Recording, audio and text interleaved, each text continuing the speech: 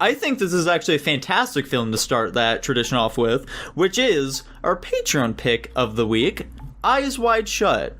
The 1999 film. Yeah, which was requested by Tutbot. Thank you. Holy smokes. Yes. Should I give the synopsis and then the ranks, or are we giving the ranks and then the synopsis?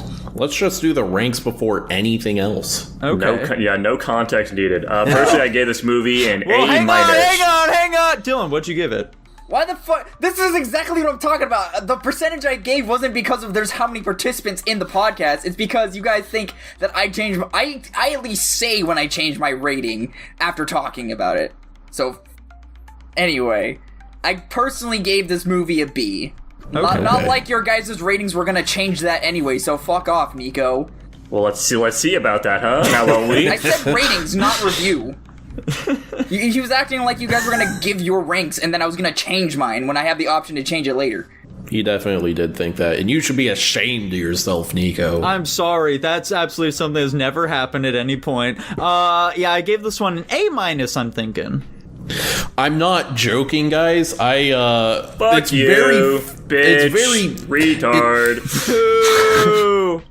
Was this film a little too smart for you, Tanner? You don't even know if he's rated good or not. You don't even know what I'm about to say. Anyway, it's very funny you choose to do this starting with this film, because, like, as you can see from my notes here, I genuinely have not written down a rank because I have no fucking clue how to rank this movie, and I was going to talk things out with you guys and then figure it out from there. Yeah. That's pretty funny. So I don't have a rank for this one because I have no idea what to think. What's your gut saying? Did you at least like it? Is it on the higher or lower end, do you think? I don't think it's bad, I guess. Okay. But, like, literally, it could probably be anywhere from, like, A to C. Jesus. That's fucking based, honestly. That's based as fuck. Because, like, legitimately, I always, like, write down my thoughts and then write down a rank. But when I wrote down some thoughts for this one, and I'm like, I don't know where to put this. Average Stanley Kubrick film. Oh, yeah. Jackson, did you say what your rank was? Yeah, A-. Okay. I was the first one to give a rank, and then you said, wait! I was shouting over you. I didn't even hear what you said before. Crazy That's concept. crazy. Alright, so Jackson, what's the summary for this film? Yeah, so we've got our two protagonists. They have marital problems, potentially. The wife fucking trauma dumps on his ass. I wouldn't say trauma dump, but, you know, she does, like, some crazy fucking story about wanting to throw away her entire life to fuck some marine guy or whatever it was, sailor.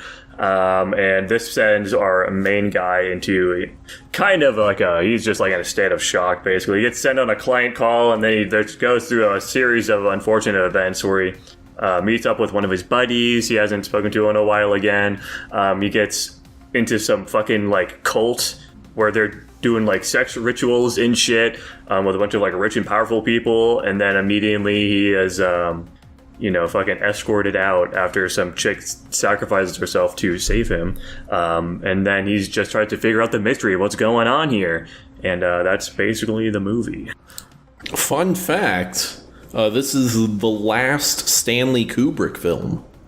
And they potentially killed him because of this film. Sure. Yeah. Yeah, I saw a surprise. Honestly, this is like a very easy assumption to draw given the context of the film. It's a bunch of rich and powerful people in some sex cult, and it's a movie about them. And a lot of, like, we know too, a lot of, like, scenes were cut out of the movie as well. There and were? a lot of, well, I'm saying that in, like, you don't know that from watching the movie, Okay. but, you know, if you dig into the movie's production more, then yeah, this was a longer movie. I think it was like half an hour or something was That's cut crazy. out of it from, because he fucking died, and then, they edited his film post-mortem because you can't do anything to stop him. And yeah, shockingly, I haven't really seen a crazy amount of people talking about, like, oh yeah, they probably offed his shit because he's trying to tell people too much. Oh well, who cares? He's dead, or rip bozo. Yeah. Dude, am I crazy for saying it's weird that this movie gets referenced as much as it does? I have never seen this movie ever get referenced. Yeah, Well, I mean, personally. like, people will use the phrase, like an Eyes Wide Shut party. Like, the phrase Eyes Wide Shut to refer to, like, a sex party is, like, a thing. I've never I've heard that never before. heard that. never This mind must be then. something that runs around in Tanner's political spheres, I suppose. Yeah, sure. Yeah, he's in some fucking crazy conservative sex party Discord. I feel like I hear this pretty frequently, but I mean, you whatever. could. It's just we haven't. I genuinely didn't know this movie existed prior to Nico picking it, and even before picking it, I thought it was going to be some like fucking generic rom-com or something going into it, and then I was very, very taken aback quickly, I should say. Yeah, I legitimately knew nothing going into this film, and I completely forgot why I had requested it in the first place. And even after the fact, I wasn't totally sure why I had requested it to begin with, but... Nice. Great request, man. Great fucking request. Big fan. See, I knew it was about sex parties because I've heard the phrase "Eyes Wide Shut" in reference to them. Yeah. I knew it was gonna be a romantic drama, but you know, I didn't. Anyway, as I alluded to earlier, I got stat checked by this movie hard. I don't know what the fuck is going on.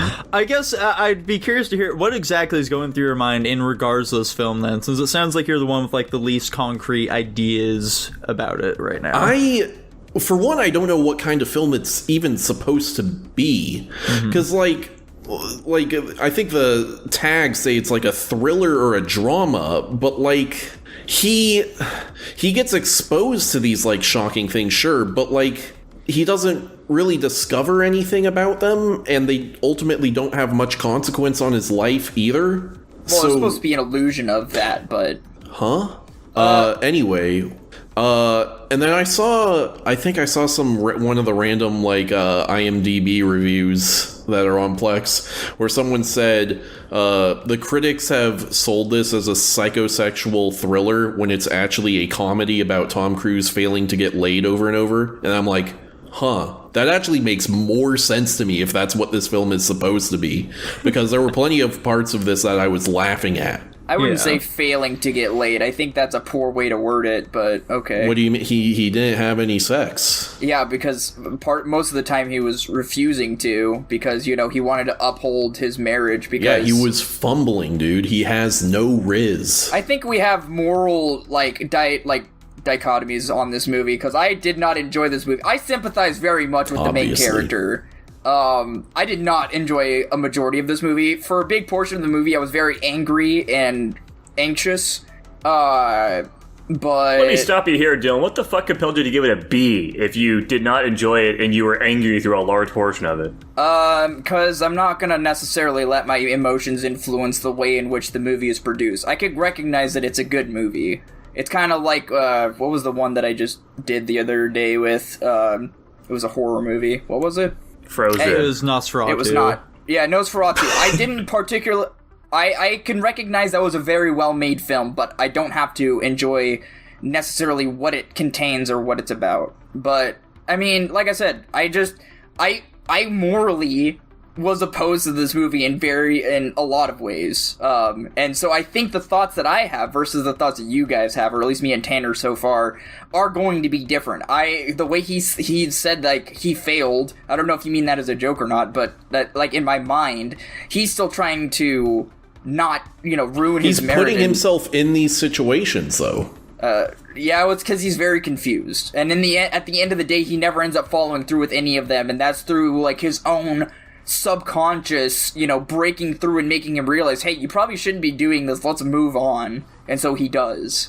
Anyways, Dylan, I think that you're correct, and this movie is supposed to make you uncomfortable, especially you specifically. This movie is specifically made to make you uncomfortable, and I say That was that... Stanley Kubrick's vision going into this film. I'm going to make a film that will make Dylan deeply uncomfortable.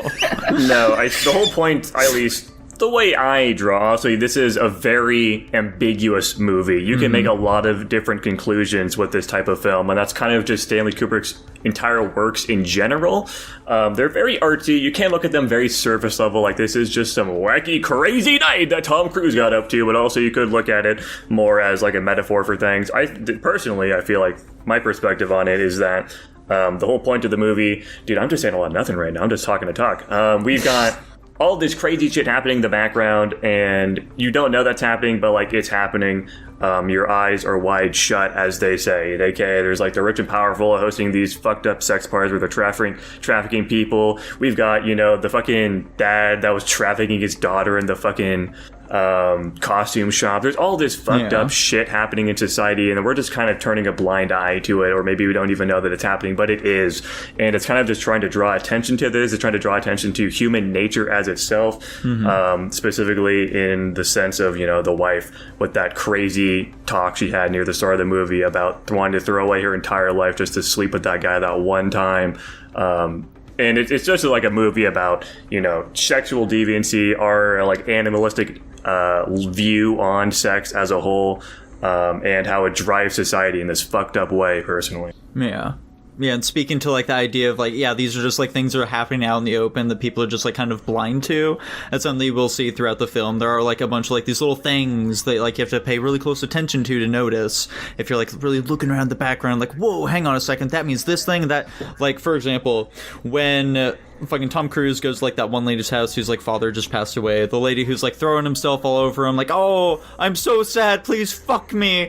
If you look in the background, she actually has a mask that looks very similar to the masks that, like, the party goers are also wearing. So it's like, oh, is she also part of that whole thing? Is that why she's so comfortable just, like, you know, having sex with some random dude, even though, like Tom Cruise says, we hardly know each other, I've had maybe a couple conversations with you, that sort of thing. Fun fact, actually. Fun fact. Shut up, Nico. This is. I don't want to lose this thought, but I also do like specifically with that scene. This is the scene, of course, that's following directly after the super long, awkward argument, I guess, that Tom had with his wife. Specifically with Tom is trying to attest to the fact that women generally would not do something as risky as what the wife is proclaiming to have thought she wanted to do, because it's just like against their human nature as like a woman. They shouldn't be doing that because it's like against their biology. And then we immediately get fucking slapped in the face because that's exactly what the next fucking woman he meets does to him. And I think that's very cool, personally. Anyways, go on, Nico. Go on, Dylan, what were you gonna say? All I was gonna say was, it was funny from that point on in the movie. That's how it continued to expose, like, because his preconceived notions was women don't act this way. It's just like a man thing. Like, men want to have sex with everything. That's what he believed. That's biology. He's a doctor. This is science. This is what everybody knows. And then his wife is like, that's not how it works. That's not how I am. And then he is continuously exposed to different women who are of the same vein as his wife, and it's slowly skewing his perspective, and it's slowly tainting his subconscious of, like, what ifs, and, like, what he should really think, and what, like, he should do with his wife, and, like, what his plan moving forward should be. So it's really interesting just watching him getting exposed to these many different various situations that slowly skew his perspective until he's faced with the ultimate decision at the very end of the movie where it could really go one way or the other, and it's really left up to interpretation by the viewer. Slay, King, slay. I like how this movie can play very well to both feminists and incels. For, like, the same reasons, even. Yeah. Like, True. OMG, they're so liberated. Oh my god, these fucking whores. By the way, I do just want to touch on one thing here about the film real quick for you guys. The front desk guy, when Tom Cruise goes to, like, check up on his pianist friend, what the fuck was his deal, okay? He was just... I don't know what direction that character was given. He has such a chaotic energy to him. I simply don't understand what his purpose was within the film. Was he just like a gay guy who was supposed to be trying to like come on to Tom Cruise? I don't know. Yeah, I think that's what I interpreted. So that guy was fucking hilarious. He was so manic though. Cast fact: that guy was also the front like guy. I don't know, the money collector in Burlesque as well. Whoa. That's a crazy connection. Why do you know that? Because I've seen that movie too many times to count. Understandable, I guess. I never would have connected that. Yeah, my brain kept telling me you recognize this guy, and I'm like, I don't know why. Anyway, are we done? We done yabbing about the movie? No, there's so much to talk about still. Are you kidding me? I'm just checking. We went silent, so. So, I guess one other thing that's coming to mind is like, is this movie trying to make, like, obviously in the modern day we see this and our brain immediately goes to like Epstein type shit. We're like, oh yeah, these sex party things are like a manner of control and coercion and whatever. And it seems like they leave the option open in this film for that to be not what it's trying to say. with the one guy being like, nah, dude, we just fucked her and then she died of an actual drug overdose. We didn't kill her or nothing. I think you can take it either way, which is kind of the point, is you can believe, like, I think you're supposed to think the opposite. You're not supposed to believe that fucking guy, because clearly he has motivations to not want to expose the truth. I think it's pretty clear they fucking beat the shit out of that pianist and fucking killed his ass. I feel like it's pretty reasonable to assume they killed the prostitute too, because that's just part of their ritual. But obviously they want to justify these things to Tom's character, whatever the fuck his name was, who cares. And I must have missed them killing the pianist. They didn't show it. We don't know what happened to him, but like you could assume them, fucking taking him back to his hotel very shortly after the events of what happened with Tom in the movie. They fucking, like, literally, like, not even an hour after Tom leaves, they fucking take him back to his hotel to grab his shit, and he's beaten, and then he disappears. Well, I feel like that's pretty cut and dry, personally. But of course, I genuinely don't remember seeing that. Well, you didn't see it. It was the scene that Nico was referencing with the gay, like, hotel clerk. He went in to ask about the guy. And he was like, oh, yeah, he was followed in by, like, two big men. He had, like, some bruises, and he looked scared. Okay, gotcha. Yeah, so yeah, of course there is the two perspectives. You could kind of, honestly, I think that's the point of it, is to either put you in the shoes of Tom Hanks' character or into the shoes of a denier, because I feel like Tom probably knows in the end what actually happened to these people, but it's a comfort, like, easy truth to accept that the guy, his buddy is actually, right in this instance, and that, the chick did just die of an overdose. It's easier for his mind to accept that fact rather than they are a crazy fucking sex cult that killed these people because, they act out. And, again, going back to the title of the film, his eyes are wide shut. He knows that this thing happens, but he's just choosing to ignore it. Yeah, exactly. Yeah, that sort of thing. Which, by the way, going back to the party here, were they going to sexually assault Tom Cruise? Is that what's implied by them telling him to take off his clothes and shit? I can almost guarantee that's what was going to happen. That's kind of what, I was jumping to, like, oh, they're doing like a Bohemian Grove thing where someone fucks him in the ass and then they have, like, blackmail over him. Yeah. Alright, guys, here's a real quandary here. The final scene of the movie, what do you guys think happened in the final scene? Top to bottom, Tanner, go. If I remember correctly, it's him and his wife in the store, right? Yeah, they're going Christmas shopping with their daughter, and they ends up just kind of cutting to them, like, interchanging back and forth, asking about what they should be doing, and then they say they're gonna fuck. Yeah, I guess I took it the most straightforward way possible, where it was just kind of, he knew she was never gonna believe that he didn't actually end up, like, cheating on her at all. And so they kind of both just agreed to ignore, like, the conversation they had with her on her part, and then him going missing for a couple of nights, and they were just gonna move on with their lives, I guess. Okay, Dylan, go for it. What's your interpretation of the events? I mean, yeah, that's kind of how I interpret it as well. I guess I will say, just to add some variety to the mix here, I did have a passing thought, like, he was gonna try to... This is an absolutely wild layup, but bear with me. He was gonna find a way to get him and his wife into the fucking sex cult, and that was, like, I don't know how.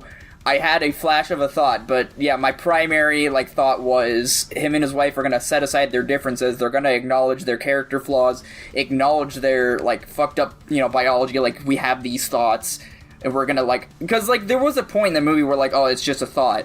Which, yeah, admittedly, thoughts are rather innocent for the most part, but they're still thoughts. They're something that you had, but the big difference is whether you act on them or not, which is where... How does this relate specifically to the ending? Like, what are you trying to imply with the connection of that? Like, with their conversation?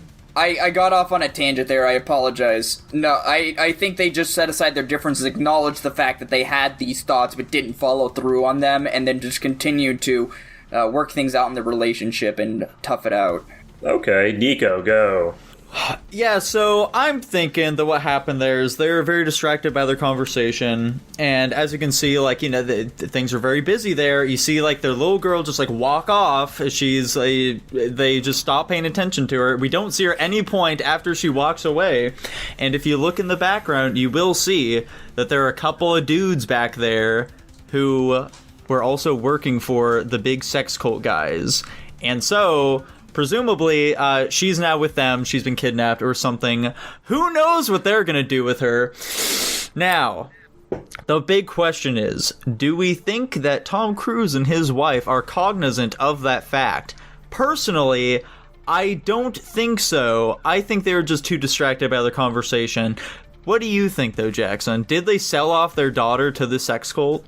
I'm glad you're going under the assumption that I agree with the premise of your comment. And yes, I do agree with the premise of your comment, of course. So during that scene, we've got Tom Cruise and his wife walking around the mall. They're being very attentive of their daughter. They're watching her. They're paying attention to her while they're also having this, hard conversation about what they're planning on doing with their future. And then it very abruptly, as we see, the daughter walking off with those two guys, like, we've also seen these guys throughout the rest of the movie too. They're like at the fucking party at the very start, for example. She walks off around the corner. We just never see her again. We don't see the two guys again, and then it just goes up to these close-up shots of him and his wife talking. Yes, Nico, personally, I do think she was in fact trafficked. I think they specifically did this to get entry to the cult. I think they're cognizant of this fact. And I specifically think their conversation they're having is about the fact that they just did this. I think, like she's literally overcome with emotions because of this. That's why she sheds a tear. I think they've got plenty of motive to do it in the first place. Obviously, I think they care a lot for their daughter. Specifically, why they do that in the first place is pretty fucked up. I just think they're bad people, honestly. They're very obviously terrible people, yeah. Yeah, and specifically the motives behind doing this, of course, they have a really bad sex life. They both are very sexually frustrated in this regard. And I think one thing that really, illustrates it for me specifically is just the fact that they didn't kill Tom Cruise. They gave him so many fucking chances when he was poking around where he shouldn't have been. Yeah. It really doesn't make any sense why these like super rich and powerful people wouldn't just fucking off him. I presume it's because he's got buddies in there and they don't want to kill his ass because, they're fucking buddies. And because of that, he still has a connection to it. Maybe they were invited to it. They know what has to be done. Their sexual, exactly, specifically with the wife too. This goes back to what she said. She was willing to throw away everything in her life just to sleep with this random fucking dude, aka give up her daughter, give up her relationship, everything. And that's what they did at the end. So they go and join the stupid fucking sex cult. I feel like there's plenty of motive for them to do this. I think they've done a good job portraying that they're not great people throughout the events of the film. Oh yeah, like Tom Cruise just completely turns a blind eye to this dude who's very obviously selling his underage daughter as a prostitute. As you said multiple times, the wife was willing to throw away everything just to sleep with a random dude for one night. Yeah, they're terrible people. I am definitely of the opinion that they intentionally trafficked their daughter. Specifically, they did it in this busy area. I don't know why there specifically, but I do think the last conversation was them trying to come to terms with that fact, and then saying like, "We'll fuck," is because they're going to be doing that in the sex school potentially.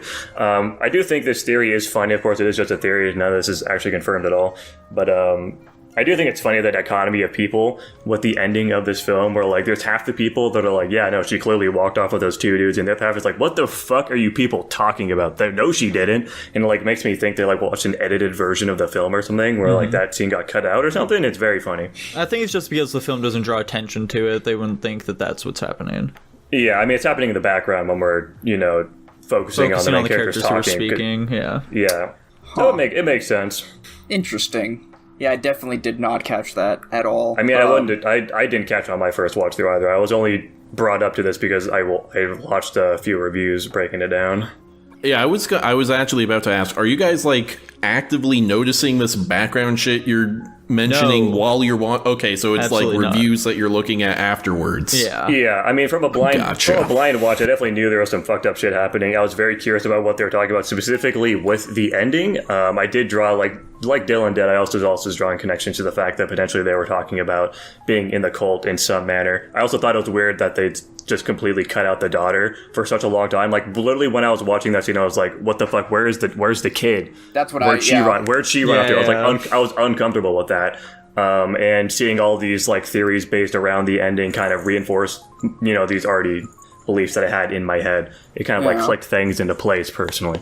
See, and to me, the mask on the bed initially meant, hey, we know who you are, we know where you live, don't try anything, because, like, they were trying to warn him, like, we are capable of so many more things than you're aware of.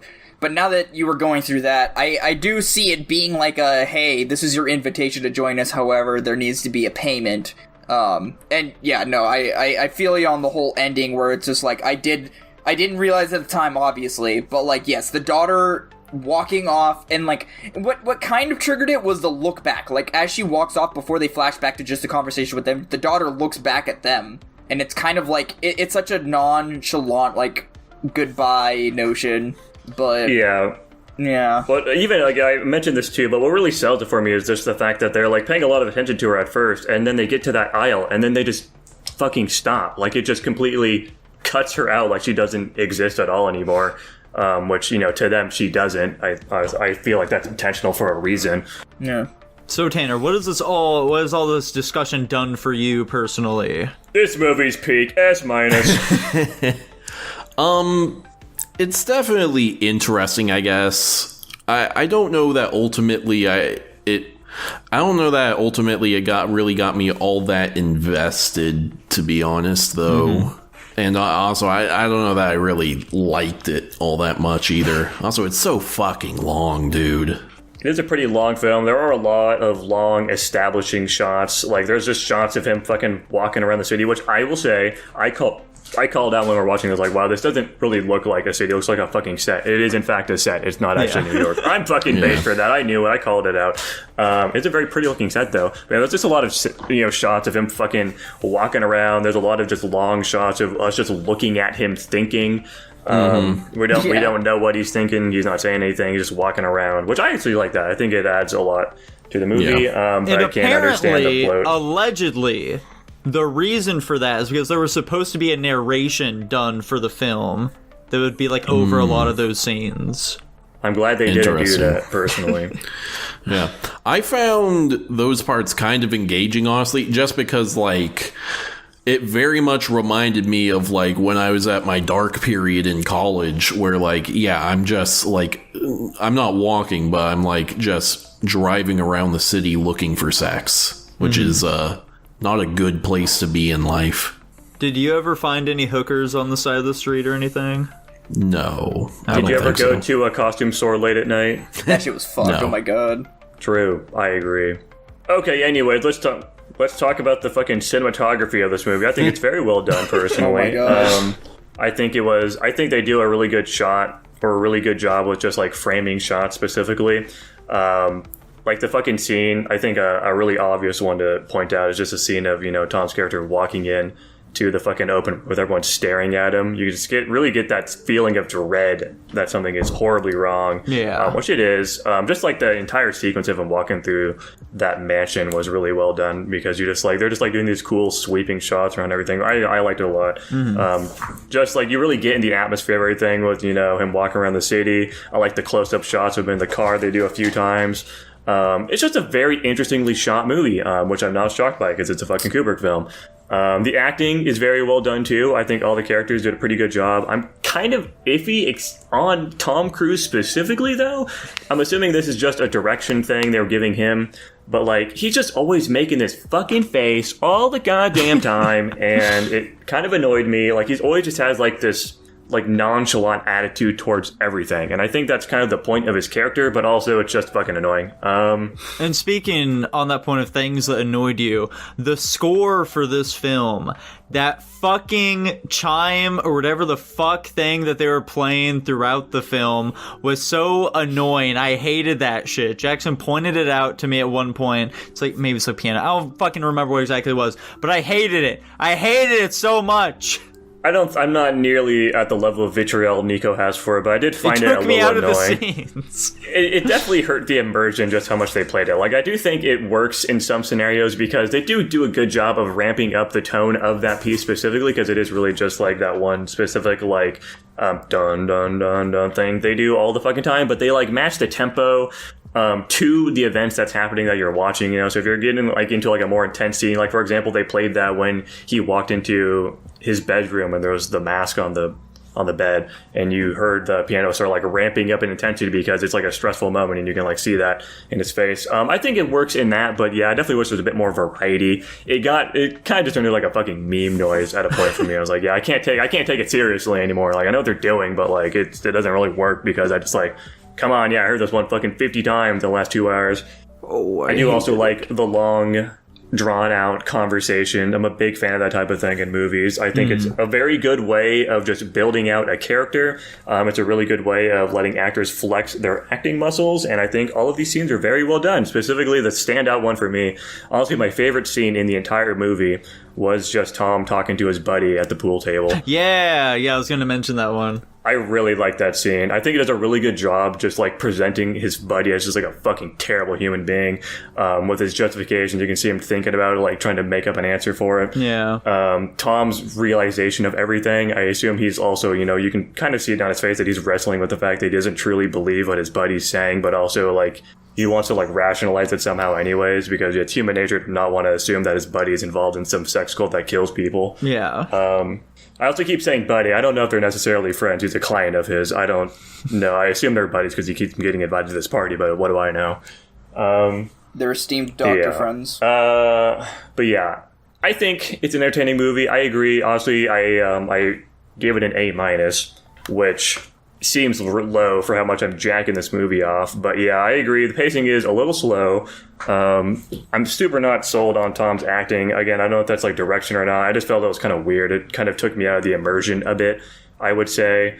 The fucking music, man. Yeah, it's very immersion breaking too. Like it felt like a very immersive film. I was very stressed out in certain scenarios for him as well. But yeah. Honestly, I've convinced myself from talking. Yeah. I'm gonna give it 1 up. I think I do probably like this about as much as The Shining. I think I also gave that an A. Okay. There we go. I very much viewed this as an outside looking in. This is like one of the few movies I was not immersed in, and I think it's those movies I have more insightful things to say. But I mean, honestly, to me, the music was fine. I thought, and maybe it's just because like the piano or the chime, whatever, fucking scared me when it finally like, especially that first time when it was just blaring like coming in. I thought it was fine. I view Tom Cruise as more of an action-oriented actor, so that I'm not going to say that's the reason why his acting probably wasn't up to snuff for this movie. That's probably a terrible example of why that would be the case. That's the only justification I'll conjure here. I will say, this is a minor nitpick, but something a little goofy that happened while he was at the cult sex party thing. When the dudes... Because, like, he'd been warned by the one chick, like, you need to leave, you need to get out of here, they're gonna kill you. And then they're like, oh... your taxi driver is at the door or something important or something urgent or whatever came up.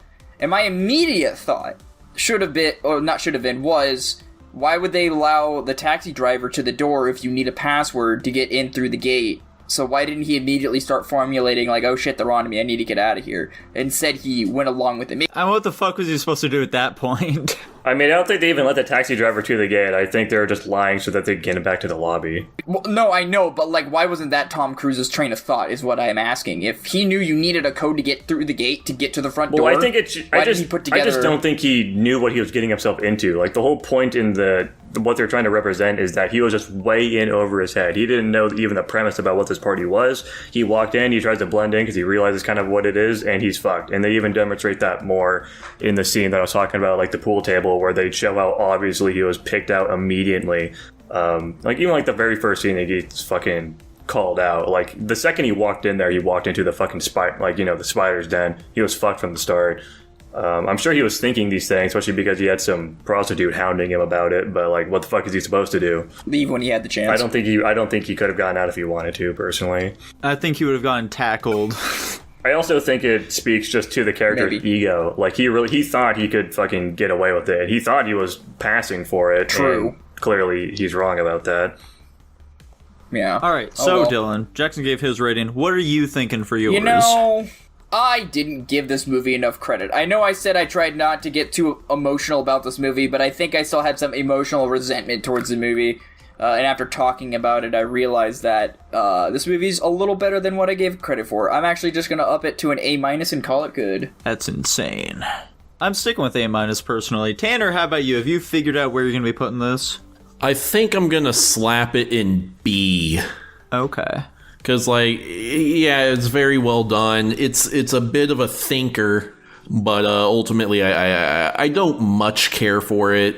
And I agree with the music being bad, and I don't know, it's just not my kind of film. You know, like when they play a single dramatic piano note.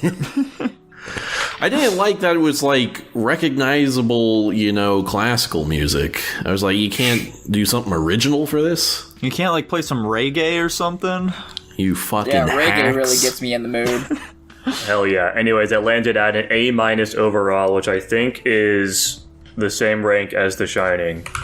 Fantastic. It is the cow. same rank as The Shining. I'm honestly kind of surprised by that. Personally, I think that's insane, but... I found this film well. more engaging than The Shining overall. He did. You guys like flip-flop ranks. I think Nico gave The Shining a B and you gave it an A. I think you gave it somewhere in like the B as well, maybe. I don't know. Probably, I don't know. Let's see. Dylan, would you say you like this film more than The Shining? I would say so. Well, just slightly. Apparently, I gave The Shining a B+. Wow.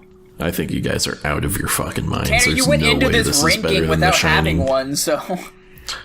I know. Well, I'm just that. What does that have to do with me saying I think The Shining is much better than this? I don't know, I'm just trying to throw something out there. Right. I think they're both very cool films for very different reasons. Obviously, they're completely different in even scope and subject matter. I am very interested in watching more Kubrick films. This is my second one ever. One of these days, I'll pick Clockwork Orange or some shit, or I'll get have a romp.